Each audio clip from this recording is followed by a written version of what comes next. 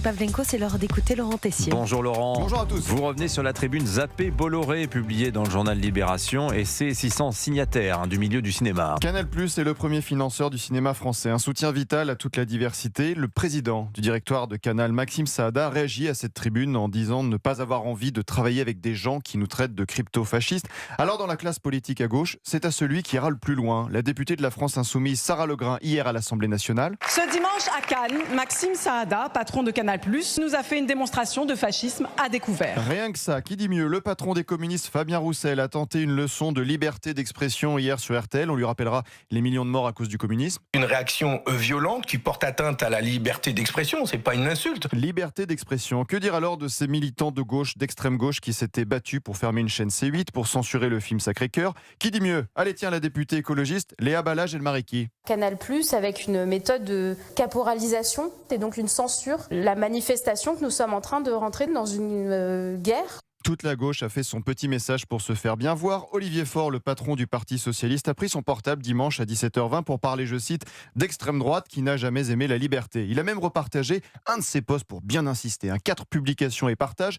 Par contre, il a dû perdre son téléphone pour défendre le film L'Abandon sur le professeur Samuel Paty, les attaques abjectes de l'extrême gauche. Pas un mot. Il n'est pas le seul, le festival continue. Un long message sur X de la patronne des écologistes Marine Tondelier dimanche soir, je cite, Canal+ menace la liberté d'expression, 116 lignes, mais pas une ligne pour défendre le film L'Abandon, financé en grande partie, je le rappelle, par Canal. On parle d'un professeur tué par un terroriste islamiste. Alors un rappel à ces élus, aux signataires de cette tribune, écoutez ce que disait le président du directoire de Canal+, Maxime Saada, le 7 novembre dernier. C'était lors des rencontres cinématographiques des auteurs, réalisateurs, producteurs. 45 films qui ont été soutenus par Canal seul en 2024. Oui, en 2024, 45 films n'auraient pas vu le jour sans Canal, qui était seul soutien de ces films, comme l'histoire de Souleymane, qui parle d'immigration clandestine, la vie d'un jeune livreur à vélo sans papier. J'étais en train de dire Souleymane, c'est pas possible qu'on soit les seuls à avoir soutenu Souleymane.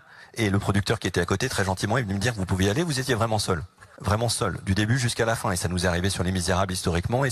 Mais la petite dernière sans Canal, il se fait pas. Miséricorde de Guéraudy sans Canal, ça se fait pas. Je vous lis le message d'une figure de Canal+, Dominique Farrugia. J'apporte tout mon soutien à Maxime Saada et aux équipes cinéma de Canal. J'ai longtemps travaillé avec eux et je sais ce que le cinéma français leur doit. C'est le maire de Cannes, David Lisnard, qui résume bien toute cette histoire. Il faut quand même être sacrément de mauvaise foi et masochiste pour mordre la main qui vous nourrit.